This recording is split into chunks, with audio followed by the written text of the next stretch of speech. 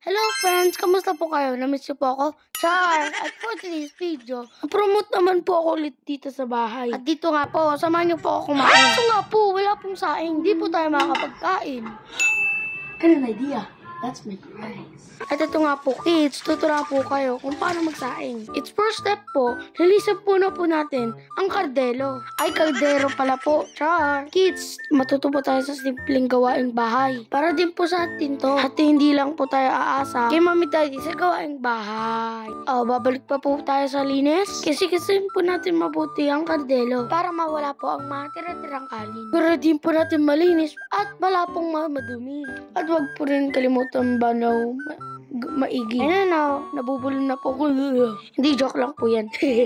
O yan po, malinis na. At isusunod naman po natin ang paglalagay po ng bigas. Siyempre po dito, may pangtakal pa po tayo. 3 katal lang pa pala po ginawa ko po dito. Kaya pag nagsasayang po, laging 1:1 po ha. At siyempre po, depende po rin sa bigas nyo po. Dito, babalawan na po yung bigas. At dito nga po yung pinakagusto ko pong part. Sa panghugas po ng bigas, kakalawin po natin mabuti. Para matanggal po yung mga germs. Char. Para malaman po kung malinis po yung bigas. Pag malinaw na po yung tubig, yung pwede ka na po maligo. Char! Sunod po na, itatapon na po natin yung tubig. At paulit-ulit lang po natin to gagawin. Ng 3 beses. Para malinis at masarap. Parang ako po. Char!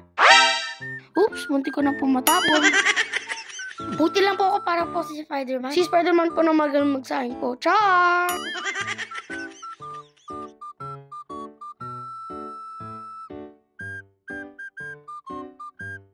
At dito, tapos na po tayo. At dito po kung tutubigan na po siya. Kung ano yung tinakal na bigas, yun din po yung takal ng tubig. Ano lang po siya kasimtin mga kids. Huwag nyo na po gawing kumplintado. Ito na po, nakatatlong takal na po ako. At ito na po yung pinagbabawan ng technique. Gamitin po ang darili sa pagsukat.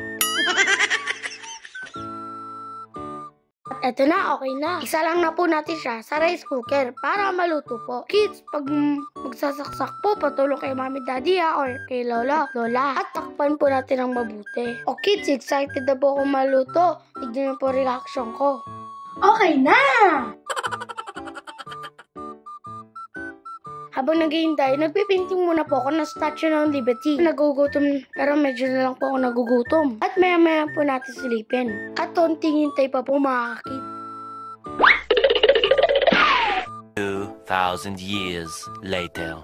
At tignan nga po natin kung okay na. Finally, nakapag-sign na po. I hope you learned something on my video.